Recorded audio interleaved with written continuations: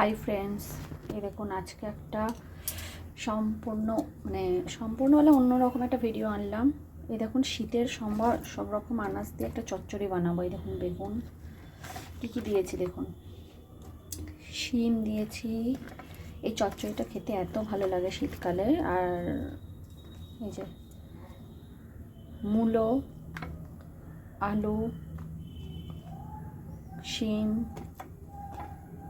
বেগুন,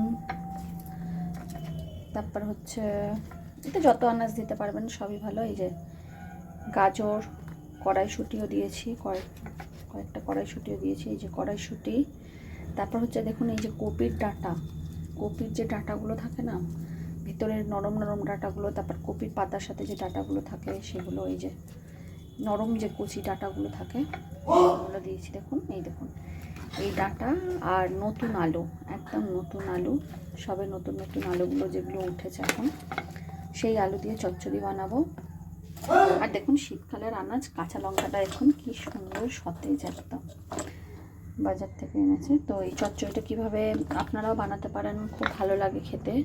এই চচ্চড়ি দিয়েই পুরো পুরো ভাত খাওয়া হয়ে যায় একদম। আমি তো আজকাল কোনো তরকারি খাবো না, মানে এই চচ্চড়িটা হলে দেখুন একটু টমেটো দিয়ে দিয়েছি এর মধ্যে। এই যে টমেটো, অনেক রকম আনাজ পড়েছে, আরও যত আনাজ দেবেন। এতে বিনস দিলে খুব ভালো হয়। বিনস ছিল না আমার কাছে, যার জন্য আমি দিতে পারিনি। বিনস দিলেও খুব সুন্দর খেতে লাগে। এবার চচ্চড়িটা বসাই, দাঁড়ান। এখন প্রথমেই কড়াতে তেল দিয়ে দেবো। তেল দিয়ে দিয়েছি। এতে কাঁচা লঙ্কা দেওয়া যাবে না, কারণ এটা যেহেতু সবুজ গ্রিন ভেজিটেবিল আছে এর মধ্যে, কাঁচা লঙ্কা দিলে বুঝতে পারবে না, ঝাল লাগবে, খেতে পারবে না পরে। এই যে শুকনো লঙ্কা দিয়ে দিয়েছি, একটাই দিই, নাহলে বেশি ঝাল হয়ে যাবে। আর এতে দেবো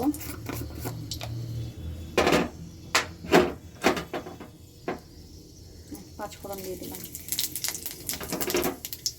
এই যে পাঁচফোড়ন, শুকনো লঙ্কা, পাঁচফোড়ন, ফোড়ন দিয়ে দিলাম। দিয়ে এবার আনাজগুলো এবার দিয়ে দেবো। দেখো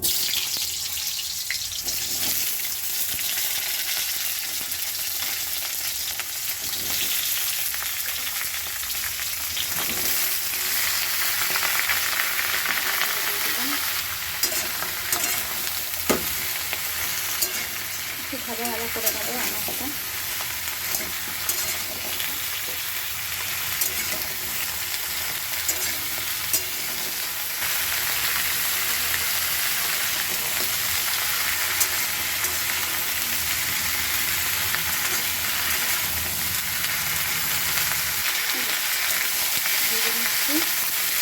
এবার ভেজে নেওয়ার পরে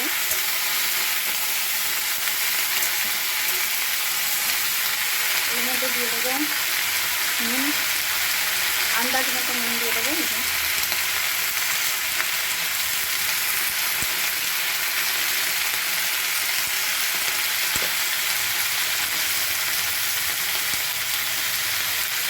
আর দিয়ে দেবো হলুদ।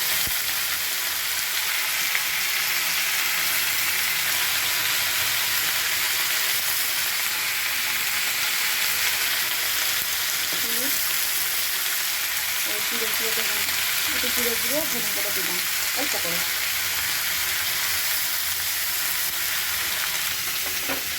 লঙ্কাগুলো সত্যি এত সুন্দর লাগছে, মনে হচ্ছে কাটাই খেয়ে, মানে এরকমই খেয়ে নিই।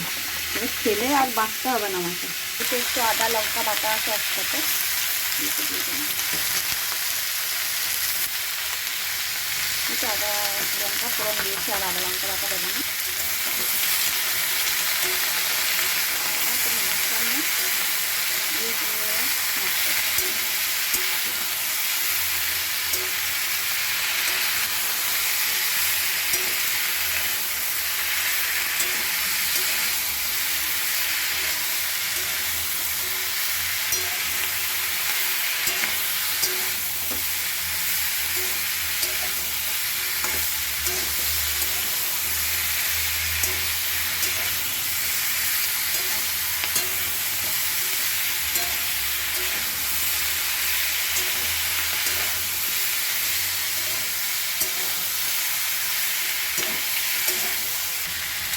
ভাজা ভাজা হয়ে গেছে, কষা হয়ে গেছে, ভাজা কষা হয়ে গেছে। আর এটার মধ্যে আমি জল দিয়ে দেবো। বেশি জল দেবো না, কারণ আনাজটা বেশি জল বেরোবে।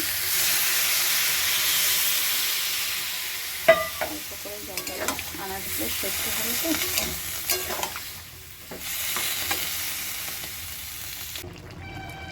চচ্চড়ি হয়ে আসছে এখন।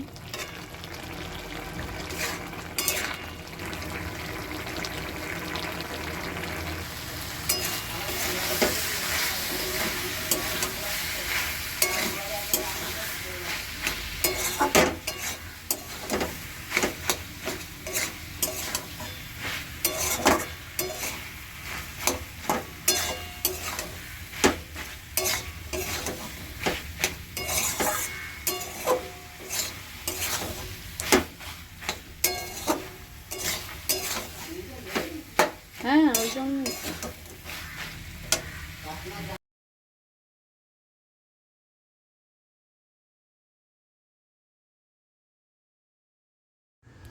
এই যে সবাইকে ভাত দিয়ে দিয়েছি, খেতে দিয়ে দিয়েছি। এবার আমি একটু পরে খাবো, ছেলে স্কুল থেকে এলে তারপর খাবো। ওই জন্য এখন একটু টেস্ট করব চচ্চড়িটা। একটু প্লেটে করে নিয়ে আর রোদে বসে বসে, শীতকাল ঠান্ডা, এই চচ্চড়িটা খেতে মজাই আলাদা, দারুণ লাগে। চলুন বসে খাবো, চলুন রোদে চলে যাই। চচ্চড়ি রেডি, দেখুন এখন খাবো। এই ডাঁটাটা খেতে দারুণ লাগে, দেখুন এই ডাঁটা।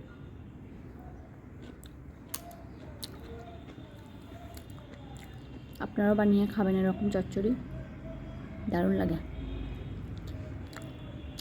আর রোদে বসে বসে চচ্চড়িটা খেতে আরও বেশি ভালো লাগে।